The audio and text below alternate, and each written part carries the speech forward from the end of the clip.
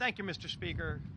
Later today, the House is going to be making a very historic and important vote, and that's whether or not we continue to stand with Israel, whether we're going to ensure that the Biden administration follows through on their promise to deliver the weapons that in many cases Israel already paid for.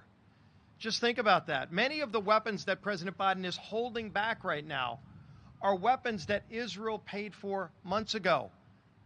In some cases, things that they paid for before Hamas actually invaded Israel. And right now, while they're at war, and whether President Biden completely understands the severity of this war or not, the people in Israel surely do. The duly elected leadership in Israel understand that they're in a war that they have to win. They have to eviscerate Hamas, which is a terrorist organization which is funded and supported by Iran. Now, while President Biden is impeding the ability for Israel to defend themselves, Iran's not holding back. You saw them fire over 300 drones and missiles into Israel. Hamas is not slowing down. Hamas, by the way, still has over 130 hostages, including American citizens. Where is President Biden caring about the lives of those American citizens that are being held hostage right now in tunnels under Gaza? And he's supporting, President Biden is supporting Hamas's position against Israel? This is disgusting. And Chuck Schumer is going to hold this bill up. I think the public pressure, when this bill passes with a bipartisan vote today through the House, the public pressure will grow so large that Chuck Schumer will have to take this bill up.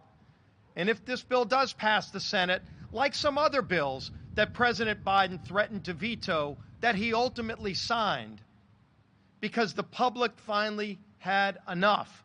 This is one of those cases. Because this is a time for choosing, as the Speaker said. And the choice is very clear. Right now, there is a war going on between Israel and Hamas. And if you're not supporting Israel, you're supporting Hamas, a terrorist organization.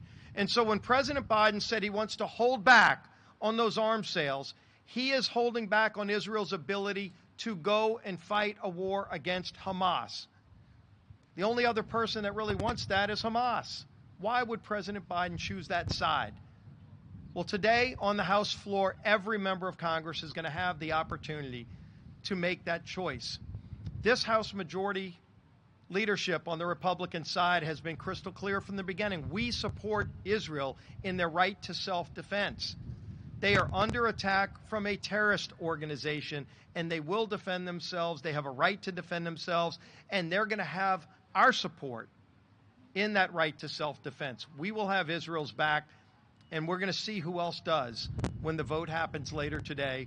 And then we send that bill over to Chuck Schumer, and he's going to have to make a decision.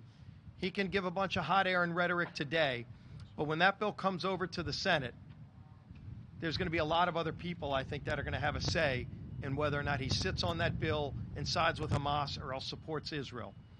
With that, I want to bring up our whip, Mr. Tom Emmer.